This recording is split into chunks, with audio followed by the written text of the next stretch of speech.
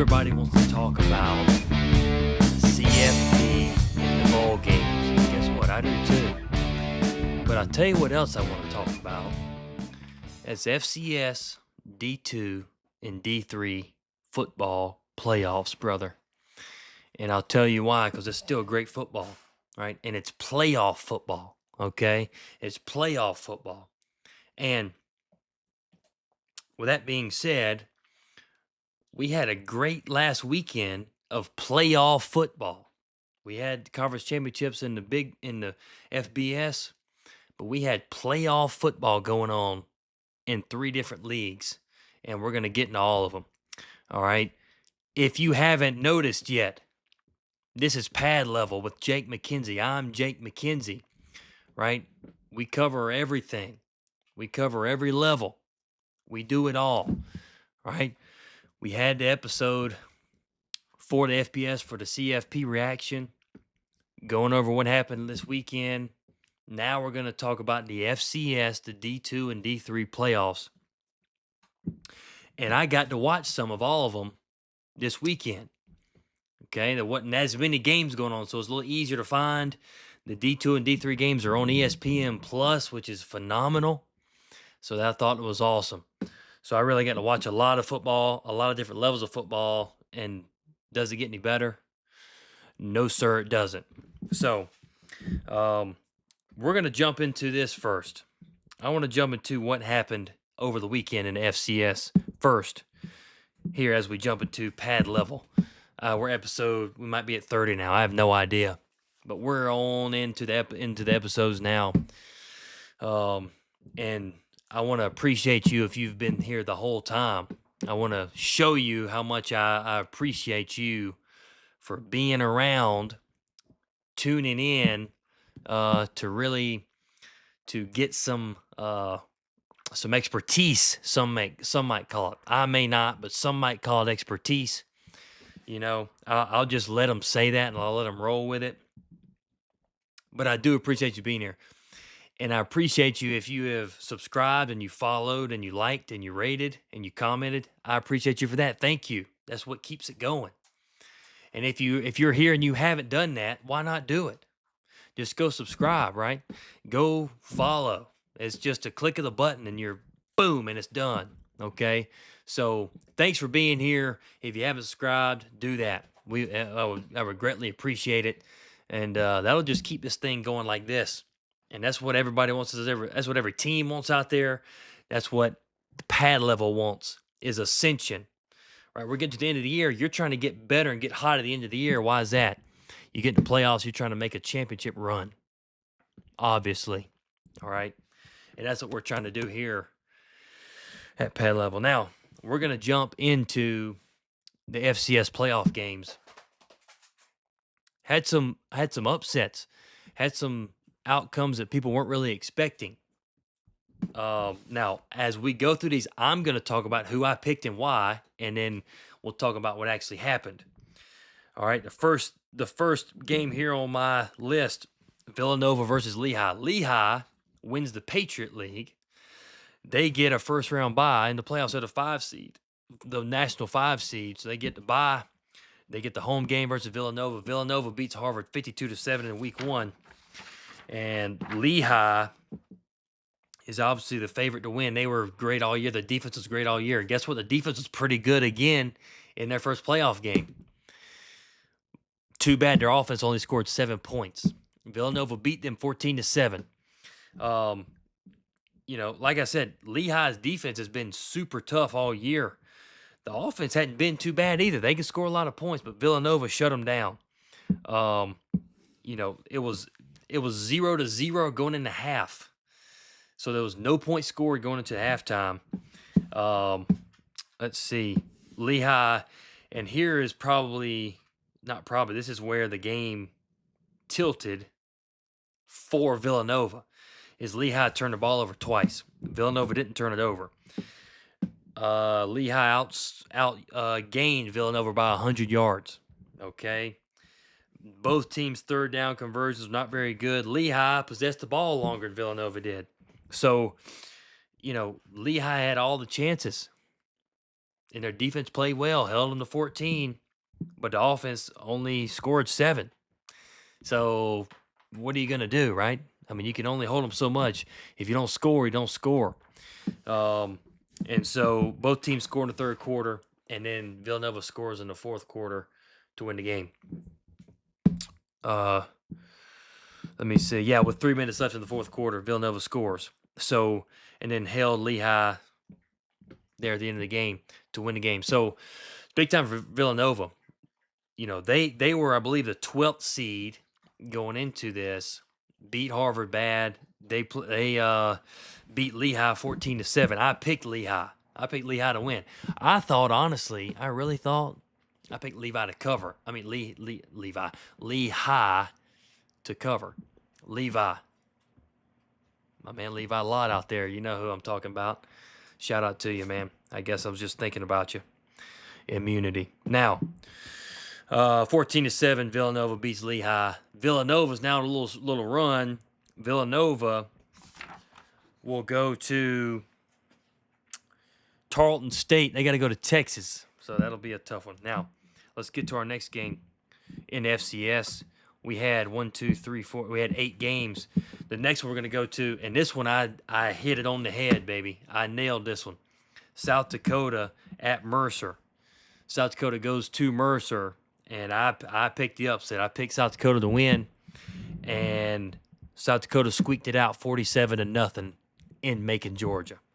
All right, South Dakota's been hot, and their defense played lights out. Obviously, it was 24-0 at half. And then they didn't stop there, and they kept going as 47-0 at the end of the game. Mercer couldn't do anything. And South Dakota could do basically anything they wanted to do. And that's all you need to know there. South Dakota gained 550 yards. They have 550 total yards in the game, and Mercer turned the ball over 4 times. Mercer's got a freshman quarterback. Let's see. He threw for 148. The running back rushed for 105. This is Mercer I'm talking about, but they turned the ball over 4 times. It's not really going to be very good. Time of possession is about the same. I mean, everything else is pretty similar except for the yards gained and turnovers. And both of them went South Dakota's way. Usually when that stuff happens, guess what, guys? You're not going to fare very well if you're on the bottom side of that. So South Dakota gets the win. South Dakota gets to go to Montana this weekend. All right, so Montana played South Dakota State last weekend at home. Now they got to play South Dakota at home. So that'll be a lot of fun there. Next game, fellas and ladies, if you're there. Now, this is a big one. You've probably heard of North Dakota State at some point in your life, if you listen to football at all or watched it ever. North Dakota State hosts Illinois State, the Redbirds. Illinois State beat Southeastern Louisiana 21-3 in the first round. Illinois State upsets North Dakota 29-28 in the Fargo Dome. I mean, just unbelievable, right? I mean, North Dakota State's basically in control of the game the whole time. It's 21-14 at half. 14-0, North Dakota State's up in the first quarter. Nobody scores in the third quarter. North Dakota State goes up 28-14 in the fourth quarter. I believe Illinois State goes and scores. Let's see, with 2:44 left in the fourth quarter. And to make it a 7-point game, they're down 7. North Dakota State has the ball in their own territory. They are trying to run the clock out to win the game. And Illinois State forces a fumble. I mean, they're inside North Dakota State's 30, maybe closer. And then they just go in and score with 1 minute left and go for 2 and get it and win the game. Wow, man. I mean, ballsy, dude. Ballsy, gutsy. That's all you can say. In the Fargo Dome, North Dakota State threw for 101 yards. Tommy Rittenhouse, that's a quarterback for Illinois State. He threw for 249. North Dakota State turned the ball over twice. Illinois State turned the ball over 5 times. And I know I just said when you turn the ball over that much, it's going to be tough. Well, guess what? They did it, and they still won. They possessed the ball for 42 minutes of the game. That's the way you beat North Dakota State, is you don't give them the ball. 42 minutes in the game. Wow, man. 6 for 18 on third down, which isn't great, but North Dakota State was 2 for 13 on third downs. North Dakota State turned the ball over twice, and the last one turned out to be very critical, which allowed Illinois State to score. They were already in North Dakota State's territory, deep in their territory. And they go to score, and they say, we're going to end the game right now, go for 2. Boom. Puts it on them, and they win the game 29-28. It's this huge game. I mean, I picked North Dakota State. I don't know who didn't. I thought it was a no-brainer. I thought it might be a blowout, and I was wrong. So Illinois State moves on, and they got to go on the road again to UC Davis. They got to go to Cali this weekend. Next game, North Dakota and Tarleton State. So North Dakota goes to Texas to play Tarleton State. Tarleton State wins the game 31-13. You know, it was 13-7 at half. North Dakota had already kind of, they played Tennessee Tech in the first round and won 31-6, but it was 10-6 going into the fourth quarter, basically. So that game was much closer than it should have been. Tennessee Tech turned the ball over late, made it look worse than it is. North Dakota has been on a decline at the end of the season. They started off super hot, got to the end of the year, and they lost some games that they had chances to win. And now they were good against good teams, but they didn't win them. And Tarleton State takes advantage of it, and they win 31-13. Outgained North Dakota by almost 200 yards. North Dakota turned the ball over twice to Tarleton State's 1. Here's another possession, time of possession, 37 minutes for Tarleton State and change. So, I mean, when you possess the ball that long, it's just going to be tough if you're that other squad trying to score points. If it's that lopsided on time of possession. Defense on the field for a long time. Offense is never on the field, basically. So you either got to take advantage of every chance or you're going to get beat. And that's what happened. In North Dakota, they kind of been playing with fire, and now it finally burned them. Tarleton State's a great team. So now Tarleton State is going to be hosting Villanova, as we talked about a little bit earlier. Okay. Now, Yale went to Montana State after Yale coming back to upset Youngstown State in round 1 with the super improbable comeback, a 28-point deficit to win. Yale goes on the road to Montana State over in Bozeman, just a beautiful place. At halftime, it's 7-0 Montana State. Everybody, I mean, even me probably was thinking Yale's probably in trouble here. They're gonna hit a brick wall.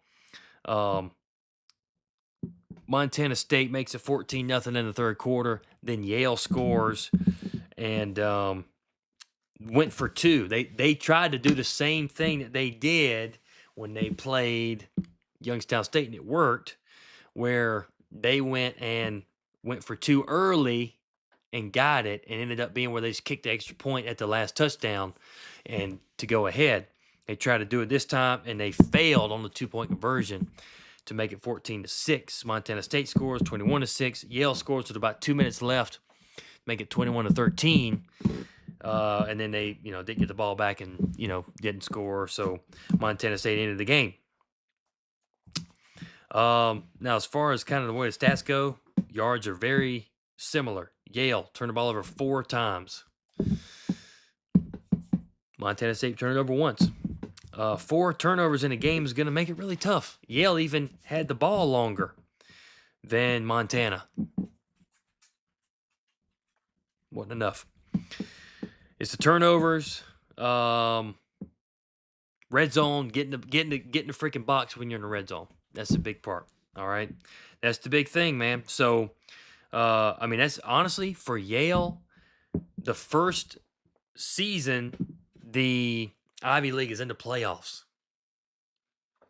and Yale goes and pulls an upset on Youngstown State, and then goes and plays Montana State pretty dang close in round 2.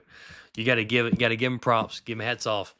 They earned a little respect. And in the FCS, I've been in that league. That's what it's about when you're not in a conference that's just super strong. You're going to try to earn respect, right, from these other conferences, from these other teams, okay, that have better, stronger conferences. And you're trying to really earn that respect from those conferences. So good for Yale. We'll move to the next one. You got South Dakota State at Montana. Now, this one, people were picking this one back and forth. All right. South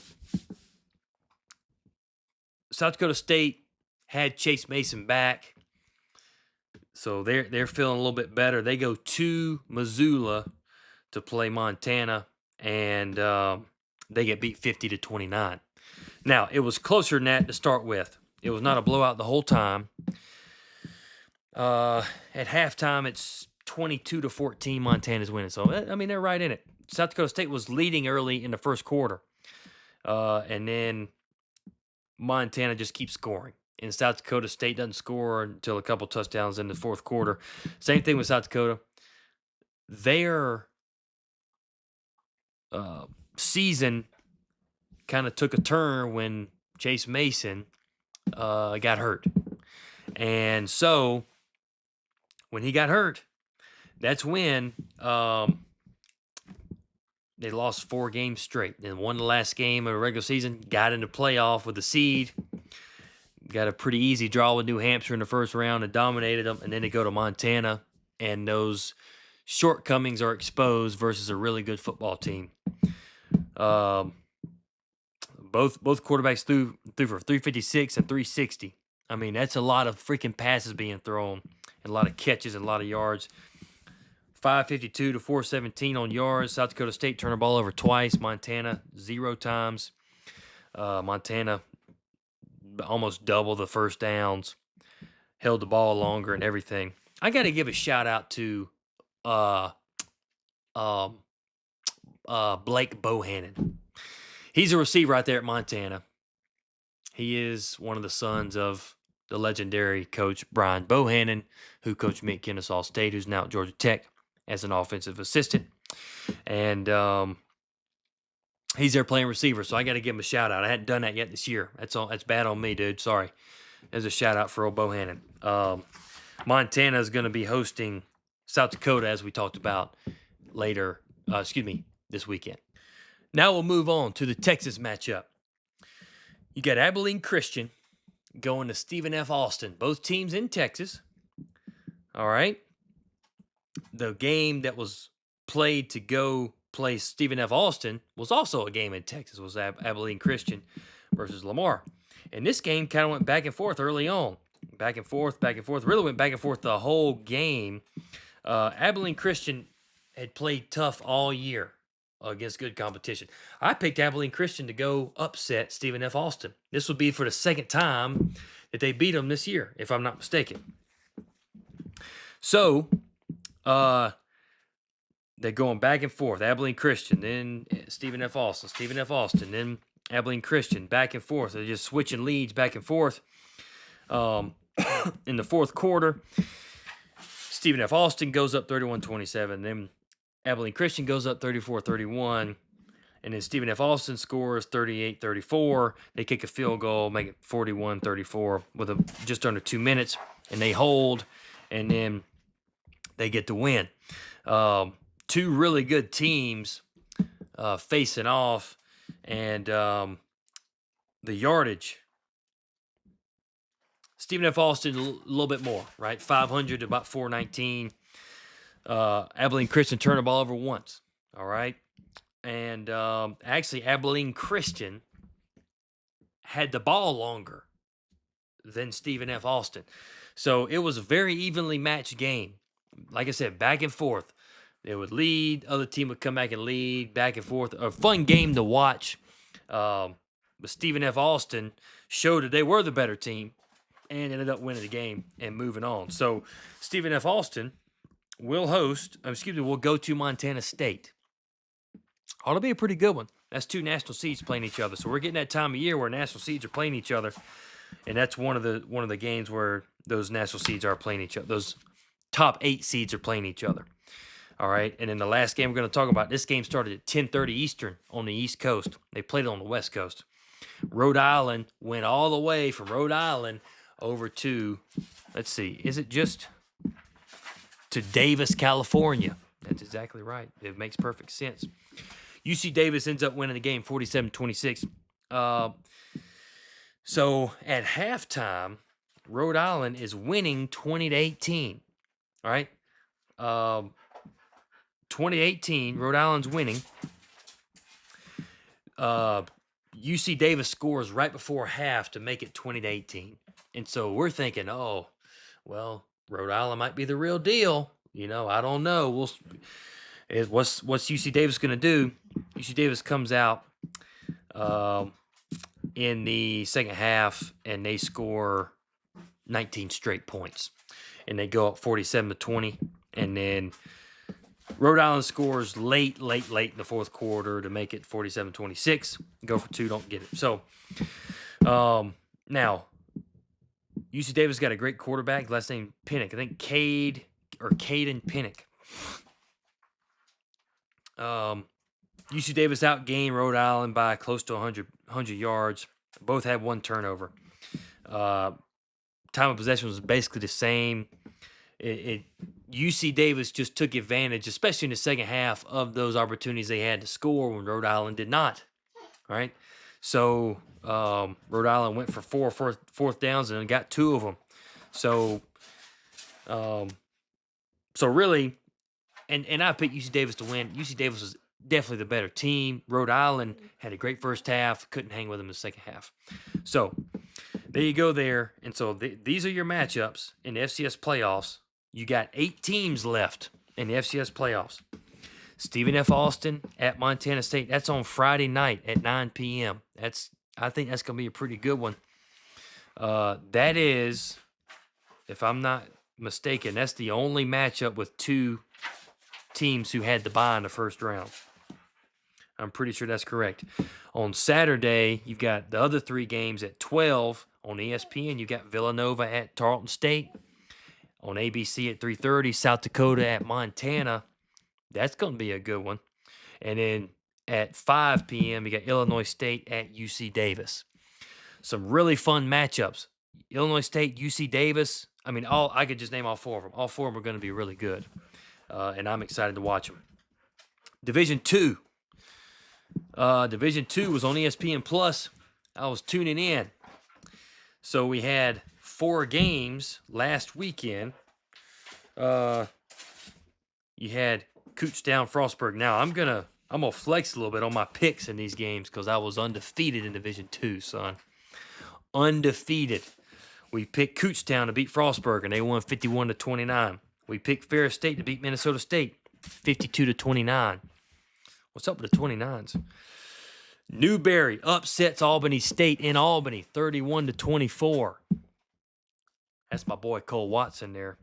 And then Harding outlast Texas Permian Basin 34-28 in Arkansas. Like I said, I picked them. I had a good week of picking there in Division 2. Kutztown beats Frostburg. Kutztown is at home, obviously. They go in the half, and Kutztown's in the lead, but they're not in a resounding lead. They're up by about a touchdown. And then they just kind of take over in the second half. Frostburg scores a little bit, but Kutztown ends up taking over, wins 51-29. Minnesota State, Ferris State. Ferris State is the team in Division 2, right? That's the team that everybody knows of. Trinidad Chambliss came from there, all that good stuff. Ferris State plays Minnesota State and takes care of business. At halftime, it's 24-14, and they just don't look back. They scored 21 points in the fourth quarter to win 52-29, which is not a whole lot of surprise. Honestly, they're just very dominant, and so they're undefeated. They're 14-0. They are the number one seed, and so they're gonna continue on. You've got Newberry went to Albany, Georgia. Albany, remember we call it Albany, the locals do, and beat Albany State, right, in their own house on the blue turf. Albany State's got blue turf. If you've ever been over there, they've got the blue turf, man. Now, here is the deal. Excuse me. Newberry in the first quarter was down 21-3 in the first quarter. All right, 21-3 in the first quarter, and then they score 20. Newberry scores 21 points in the second quarter. It's 24-21 at half. So a lot of offense in the first half. You get in the second half, Newberry scores 7, Albany State scores 3. And so it's 31-24 in the third quarter, and nobody scores again. Newberry has a couple drives going down, and they get stopped. Albany State has a couple drives going down, gets stopped. The last drive, Albany State's got the ball. They drive down the field. They get to about the 20, and they're throwing some balls in the end zone, incomplete. And then Newberry wins the game. Lots of offense early on. And then the defense has stepped up in the second half. So kind of get best of both worlds there in that game. And Newberry, the only not number 1 seed to move on into the semifinals. And the last one, Texas Permian Basin goes to Harding and loses a close one by 6. Harding, 31-21, they're leading in the first half. At the end of the first half, UT Permian Basin makes it 28-31. Harding kicks a field goal, makes a 6-point game, 34-28. No points scored in the fourth quarter in this game either. Harding's running the freaking flex bone triple option. I got to watch a little bit of that game as well, and they are just freaking right at you, dude. Right at you. They're coming right at you with the triple option. And you know I love it. I am biased to the triple option, and I'm just going to tell you that straight up. I'm not scared to tell you. All right? I'm not. So, Harding moves on. This is what you're looking at in Division II as far as matchups coming up. Newberry, my boy, Cole Watson and Newberry, are going to Ferris State. They're going up there to dang Michigan. Excuse me. They're going up to Michigan to play the big bad Ferris State Bulldogs. If anybody's going to go give them a run for their money, it's freaking Newberry. It's the Wolves. All right? It's the Wolves. And that is in Big Rapids, Michigan. That's a great name of a town or a city, whatever that is. So Newberry's going to Ferris State. Harding is going to Kutztown. You know, I think I got an idea where it is. That's in Pennsylvania. I was thinking Ohio, so not that far off. Kutztown, Pennsylvania. Harding's got to go up there. You know what's funny is Harding, was it last year, maybe 2 years ago, they won a national championship. Anyway, they got to go on the road to play Kutztown. I don't know how they decide it, but they're both 1 seeds. They're 4 1 seeds, and all 4 1 seeds are in except for Albany State. Newberry beat them. So Harding, Kutztown, and Harding's going in. Guess what? We'll get into a little more picking later. I'm going with a triple option, Harding, to go into Kutztown in Pennsylvania and win. Division III. Last few games to talk about. Division III has 8 teams left. They played 8 games last weekend. You got John Carroll went to Mount Union, and John Carroll upsets Mount Union. You've probably heard Mount Union as well because they're Division III powerhouse. They've won some natties. And John Carroll goes in and beats Mount Union in Ohio 10-7 in 2 overtimes, buddy. 2 overtimes. They go into overtime, and it is 7-7. And then the first overtime, nobody scores. Second overtime, you get a field goal from John Carroll. No points for Mount Union. So this is a defensive slugfest. Some people like to call it a rock fight because there's no real weapons in there. It's big time for John Carroll to go beat Mount Union on the road. Wheaton beats DePaul. Remember? D-E-P-A-U-W. DePaul. Paul. Wheaton's up 28-10 at half. Don't really look back. All right, they win 49-24. Just a dominant performance there in Indiana where DePaul is. Wheaton goes on the road and beats DePaul. Let's see who I picked in that one. I picked Wheaton, son. I picked Wheaton. I picked Mount Union, so I missed that one. I was undefeated in D2, not in D3, not in FCS either. All right, we go to Salisbury and Johns Hopkins. I was talking about Salisbury. You know, I love their logo. The logo's great, but they got blistered, 45-13. Salisbury was undefeated going into this, and then they lost this one. So, you know, it's really not that. It's 24-13 at halftime, and then Salisbury is shut out in the second half, and Johns Hopkins beats them in Baltimore, Maryland, where Johns Hopkins resides, and that's the college, not the person. Maybe there's a person named that there. I don't know them if they are. Susquehanna goes to Eastern College. Eastern College, if you're wondering, yes, it's on the eastern part of the country. It's also in Pennsylvania. Pennsylvania is the D3 capital of the world. St. David's, Pennsylvania. Susquehanna goes in and shuts out Eastern 29-0. And Susquehanna, great name, moves on. They got a great logo, too. Biggest game of the weekend, in my opinion, easily. Trinity goes to Rome, Georgia to play Berry College. Actually, Mount Berry. They go to Berry to play Berry. And, wow, I did not realize this earlier. Scoreless in the first quarter. Berry scores 22 points. 22 points in the second quarter. It's 22-0 at halftime. They come out in the third quarter. Trinity scores 15, so 2 touchdowns, an extra point, 2-point conversion on one of them. Berry scores 6. So you go from 22-0 at the end of the half into the third quarter. It is 28-15. So you're still feeling good. Trinity scores, goes for 2, gets it. Berry kicks a field goal, and so they win 31-23. So really, Berry was in control the whole game. Tony Konchesky, the head coach there, all right, has got the boys going. They're rolling, all right? And we'll talk about in just a second who they got to go or who they host. I believe they're hosting another playoff game. Can you believe that? It's big time, man. Big time. St. John's, we got the Wisconsin teams. St. John's goes to Wisconsin River Falls, and Wisconsin River Falls just dominates the piss out of them. And they win 42-14. It's 14-7 at half, and then River Falls goes to score 14 points in both third and fourth quarter, while St. John's only scores 7 more in the third. So it's a 42-14 victory for Wisconsin River Falls. This is also a game I tuned into briefly. And the game was just River Falls the whole way.